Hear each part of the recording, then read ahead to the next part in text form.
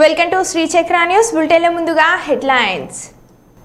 అనంతపురం నగరంలోని ప్రభుత్వ వైద్యశాలను పరిశీలన చేస్తున్న జిల్లా collector doctor Vinod Kumar IAS.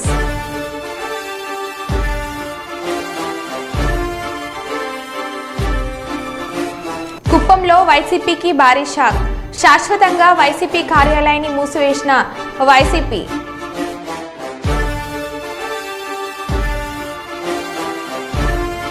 ఒకే రోజు వరుస దొంగతనాలు వరంగల్ నగరంలో.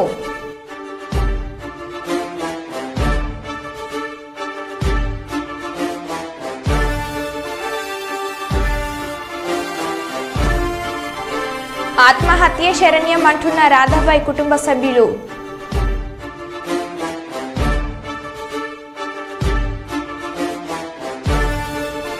కుల మతాలకు అతీతంగా హజ్రత్ ఇమాం కాసిం అగర్ ఖానా దర్గా.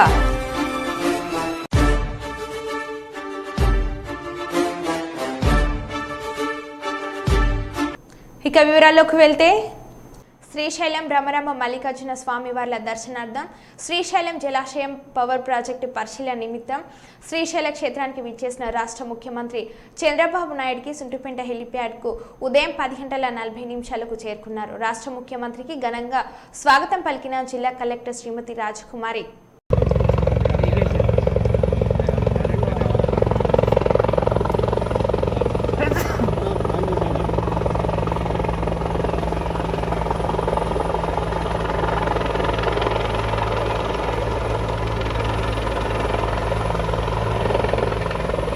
ప్రెస్ జాకెట్ తెచ్చుకొని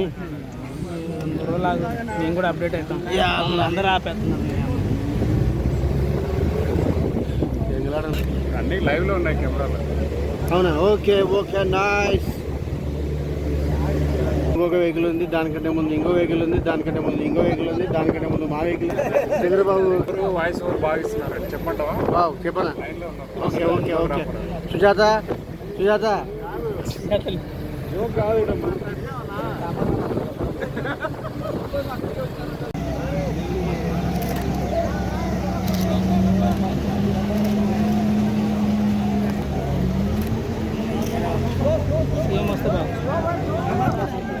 సలోలి మసరాని బాబు బస్సు వస్తే దానికి ఒక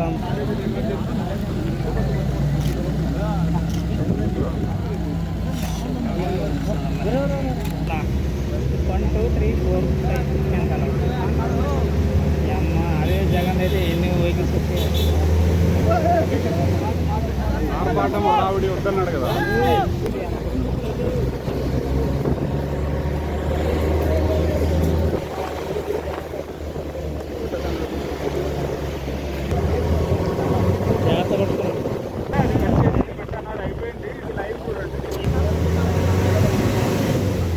పంచదార అడుగుల దూరంలో ఉన్నాం మనం.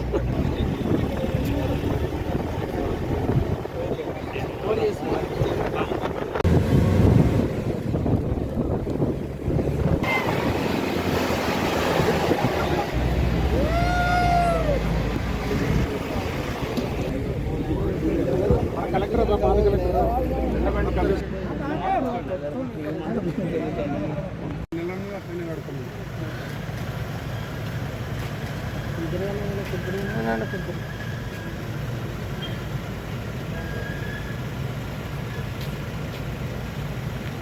డిస్టర్బ్ చేస్తున్నాం. ఏం చేస్తాం?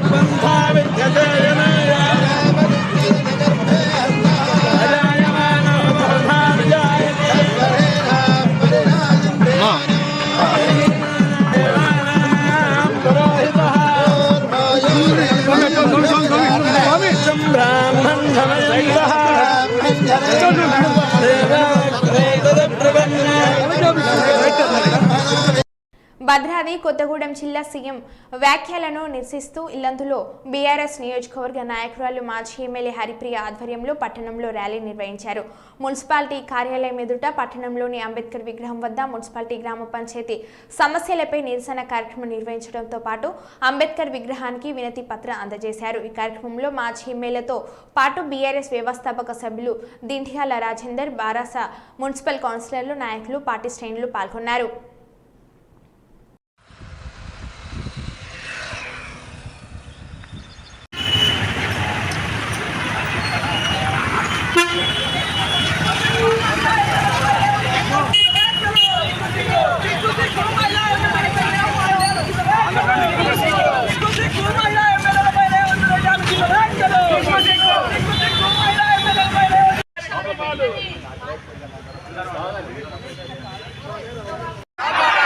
ప్రజా ఆరోగ్యాన్ని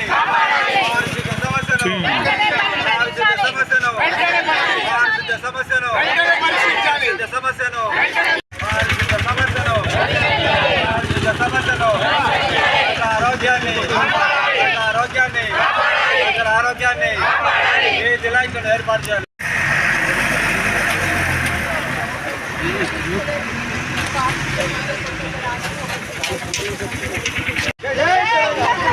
జై తెలంగాణ.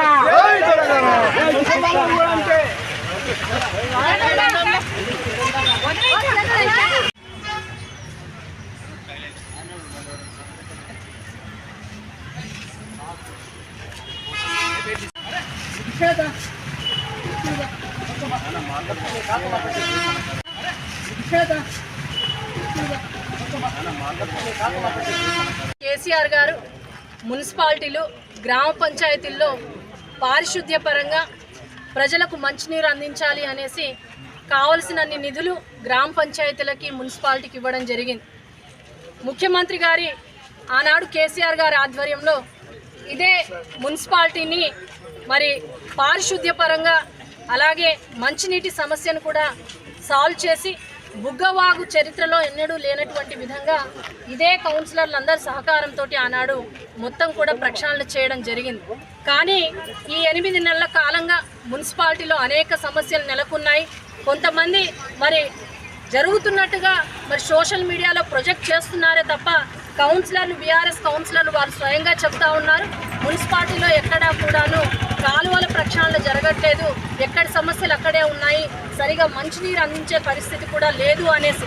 ఒకటే మేము కోరుతా ఉన్నాము, కొత్తగా వచ్చినటువంటి ప్రభుత్వం వచ్చి 8 నెలలు కావస్తున్నా మరి బీఆర్ఎస్ ప్రభుత్వంలో జరిగినటువంటి పనులను యథావిధంగా కొనసాగించే పరిస్థితి ఉన్నా కూడా ఎందుకు నిధులు ఇవ్వకుండా ఇటు మున్సిపాలిటీలను అటు గ్రామ పంచాయతీలని అన్ని విధాలుగా కూడా ఇబ్బంది గురి చేస్తున్నారో ఒక్కసారి మరి ఇక్కడ ఉండేటటువంటి ప్రజలందరూ కూడా గమనిస్తూ ఉన్నారు.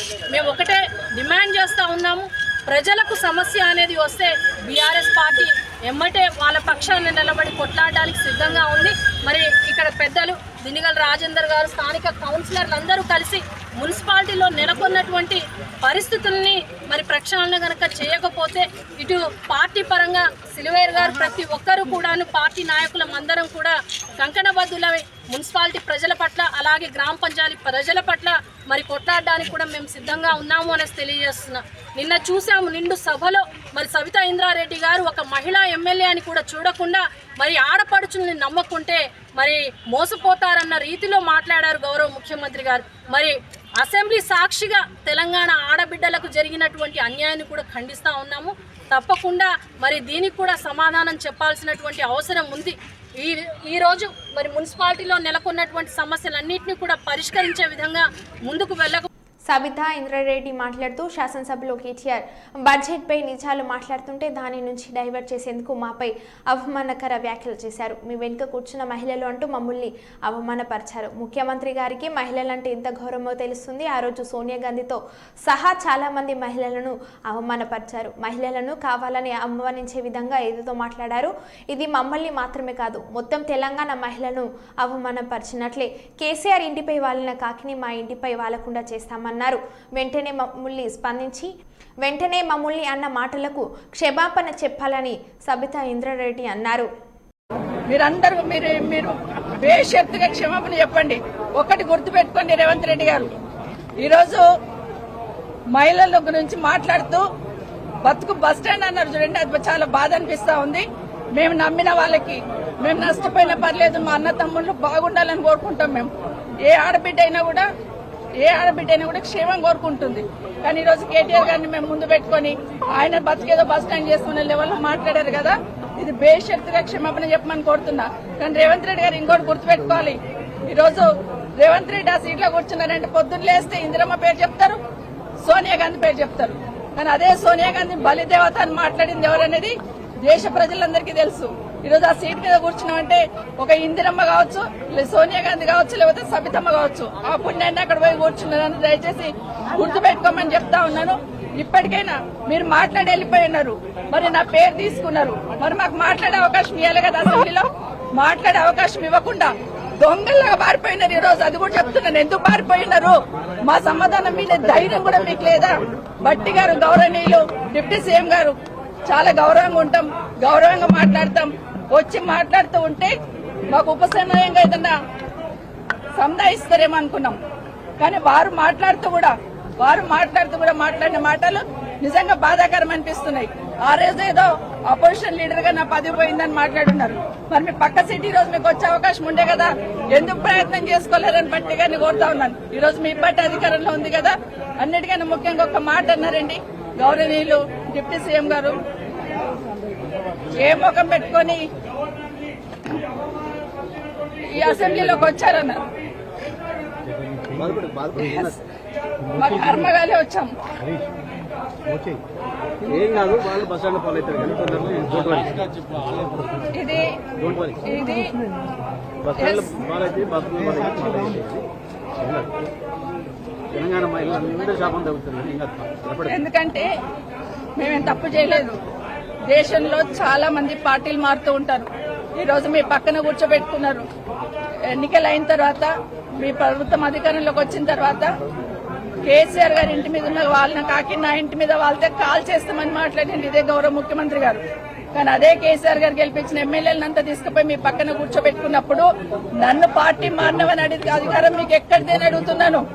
ఆ రోజు నేను పార్టీ మారినప్పుడు వితిన్ ద పార్టీలో ఏం జరిగింది, ఏ విధంగా మమ్మల్ని మెడబట్టి బయటికి గెంటేశారనేది మీకు తెలీదా అని అడుగుతున్నాను.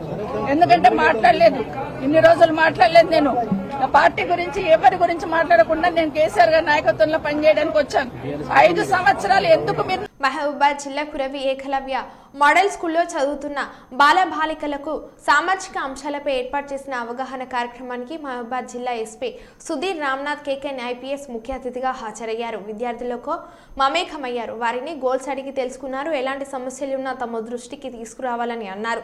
నూతన చట్టాలు షీటింగ్స్ గురించి వివరిస్తూ విద్యార్థులందరూ new criminal law and cyber నేరాల పట్ల అవగాహన కలిగి ఉండాలని, అపరిచిత వ్యక్తులతో ఫోన్ కాల్స్ కానీ వాట్సాప్ కాల్స్ కానీ మాట్లాడవద్దని, అపరిచిత వ్యక్తులు కానీ అపరిచిత గ్రూపుల నుండి వచ్చినటువంటి అపరిచిత లింకులను ప్రెస్ చేయవద్దని వివరిస్తూ ఇలాంటి సంఘటనలు జరిగినప్పుడు వెంటనే 1930 అనే టోల్ ఫ్రీకి నెంబర్ కాల్ చేసి సమస్యలను పరిష్కరించుకోవాలని, దీనిలో భాగంగా మహిళలు ఆపద సమయంలో డయల్ 100 షీటీని నెంబర్కు సంప్రదించాలని, ఆడవాళ్ళు ఒంటరిగా ప్రయాణిస్తున్నప్పుడు ఏదైనా సమస్య వచ్చినప్పుడు తెలంగాణ ప్రభుత్వం ప్రవేశపెట్టినటువంటి టీ సేఫ్ యాప్ను ప్రతి ఒక్క మహిళ ఉపయోగించుకోవాలని, ప్రత్యేకంగా చిన్నపిల్లలకు గుడ్ టచ్ మరియు బ్యాడ్ టచ్ మీద అవగాహన కల్పించాలని, అవసరమైన ఆత్మరక్షణ విద్యలను నేర్చుకోవాలని, షీటీమ్స్ ఆఫీస్కి రాని పక్షంలో షీటీమ్స్ సభ్యులు వారి దగ్గరకు వెళ్తారని, కావున ఎలాంటి భయం లేకుండా కంప్లైంట్ చేయాలని, షీటీమ్స్ వాట్సాప్ నెంబర్ 8712656935 మరియు 7901142009కి తెలియజేసినచో తగిన చర్య తీసుకుంటామని చెప్పడం జరిగింది.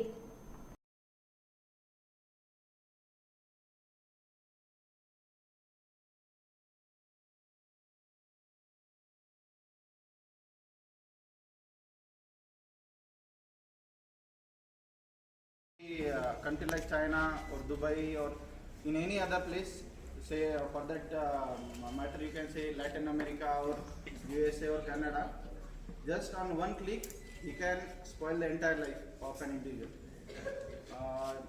There are many issues like I think you might have heard about the one offense which happened in the USA's main office of the president. So that Lutinsky,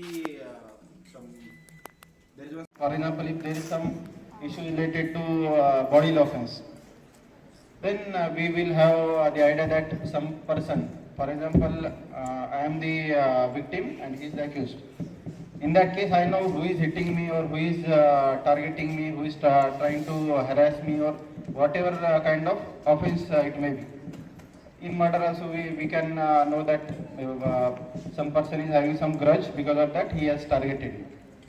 So in that case, we'll have some idea about the offender or the person who is targeting you. We'll also have the idea that he is someone who is near to you. That means we will have the idea about the accused and the his location also.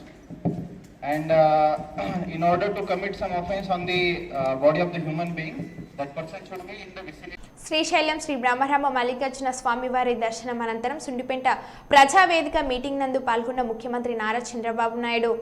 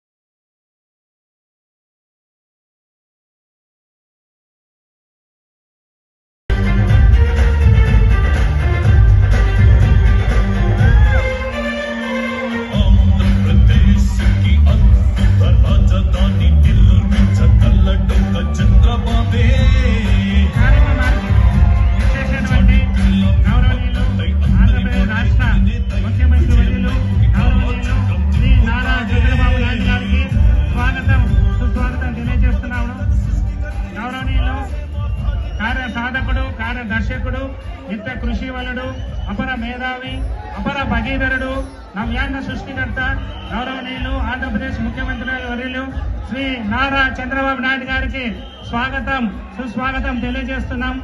ఈ కార్యక్రమానికి అధ్యక్షత వహించవలసిందిగా స్థానిక MLA Rajasekhara Reddy sir గారికి కోరుతున్నాను.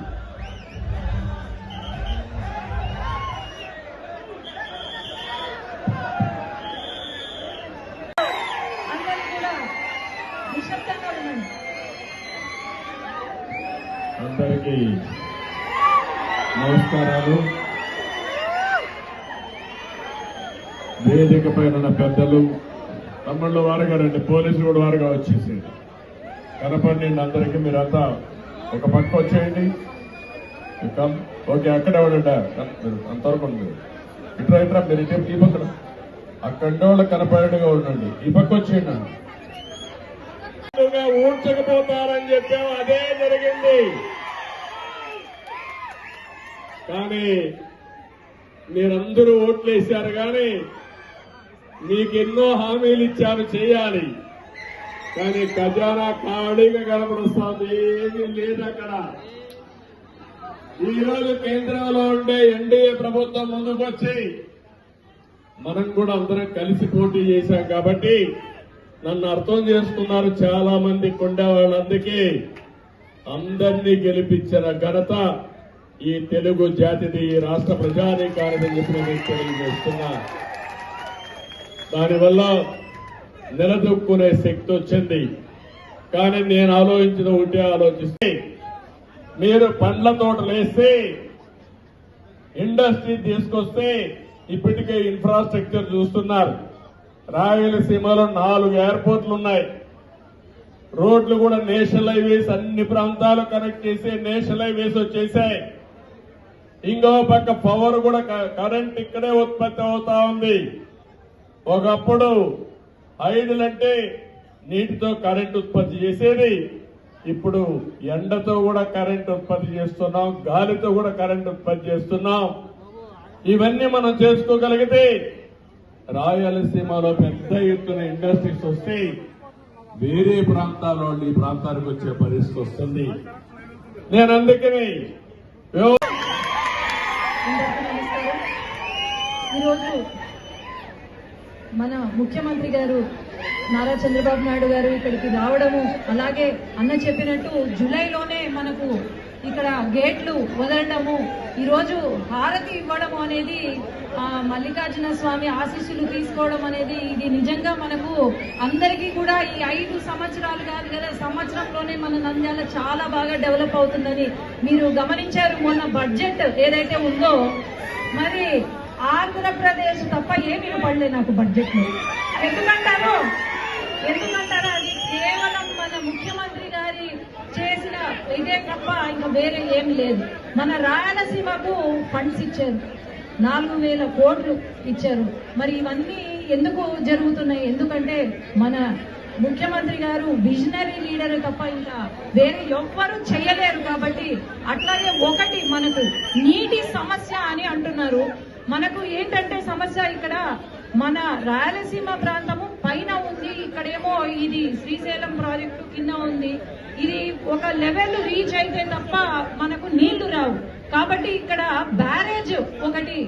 జగిత్యాల జిల్లా కేంద్రంకు చెందిన ప్రాతికేయులు చిరకాల కోరికైన ఇళ్ల స్థలాల విషయంలో ప్రభుత్వ జాప్యం చేస్తున్న దృష్ట్యా జర్నలిస్టుల నిరసనను తీవ్రతరం చేస్తూ ఈరోజు స్థానిక పాత బస్టాండ్లో గల మాజీ ప్రధాని శ్రీమతి ఇందిరాగాంధీ విగ్రహానికి వినతి పత్రాన్ని ఇవ్వడం జరిగింది. అనంతరం ర్యాలీగా బయలుదేరుతూ స్థానిక తహసీల్దార్కు వినతి పత్రాన్ని అందజేశారు. ఈ కార్యక్రమంలో ప్రాతికేయులు పాల్గొన్నారు.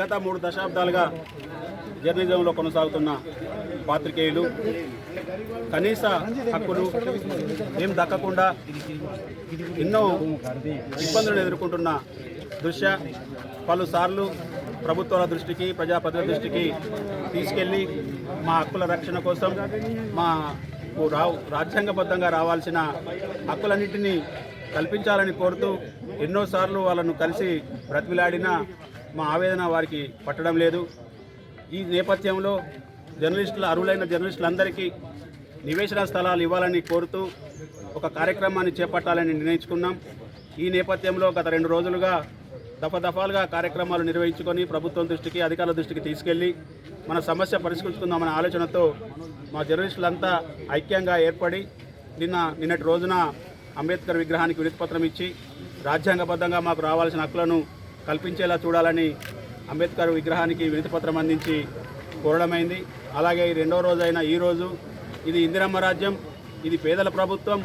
ఈ ఇందిరమ్మ రాజ్యంలో అన్ని వర్గాల సంక్షేమమే ధ్యేయంగా మేము పథకాలను ప్రవేశపెడతాం, అందరికీ న్యాయం చేస్తామని చెప్పేసి ఈ కాంగ్రెస్ ప్రభుత్వం పేర్కొంటున్న నేపథ్యంలో మరి మేము సమాజ హితం కోసం పనిచేస్తున్న జర్నలిస్టులందరికీ రాజ్యాంగబద్ధంగా రావాల్సిన హక్కులన్నింటినీ కల్పించాలని, అది ఈ పాలకులకు మీ కనువిప్పు కలిగించాలని కోరుతూ ఈ ఇందిరమ్మ రాజ్యంలో ఇందిరమ్మ మీరే మాకు న్యాయం చేయాలని కోరుతూ ఈరోజు ఇందిరమ్మ విగ్రహానికి వినతిపత్రం ఇచ్చాం. అలాగే అర్హులైన జర్నలిస్టులందరికీ గత 30 సంవత్సరాలుగా ఇళ్ల స్థలాల కోసం మేము పోరాటం చేస్తున్నాం. మేము మా ఆకాంక్షను చాలామందికి చాలాసార్లు వెలుబుచ్చినా ఆకాంక్షలు నెరవేరడం లేదు. మీ ద్వారానైనా ప్రభుత్వానికి నివేదించి మా అర్హులైన జర్నలిస్టులందరికీ ఇళ్ల స్థలాలు ఇవ్వాలని కోరుతూ ఈరోజు అర్బన్ తహసీల్దార్ గారిని కలిసి వినతిపత్రం ఇచ్చాం. ఈ కార్యక్రమం మా హక్కులను సాధించుకునే వరకు ఈ ఆందోళన బాట పడుతూనే ఉంటాం. ఈ కార్యక్రమాలు జరుగుతూనే ఉంటాయి. మాకు ఇళ్ల స్థలాల మంజూరు జరిగే వరకు ఈ ఉద్యమాన్ని ఆపేది లేదు. జర్నలిస్టులంతా కలిసి వచ్చిన జర్నలిస్టులంతా ఇదే స్ఫూర్తితో ముందుకు సాగాలని, ఈ కార్యక్రమాలను విజయవంతం చేయాలని మనసారా వారందరినీ కోరుకుంటూ ఈ అవకాశం ఇచ్చిన మా పాత్రికేయ మిత్రులందరికీ పేరు పేరున ధన్యవాదాలు తెలియజేస్తాను. మరో బులెటిన్లో మళ్ళీ కలుద్దాం. Stay tune.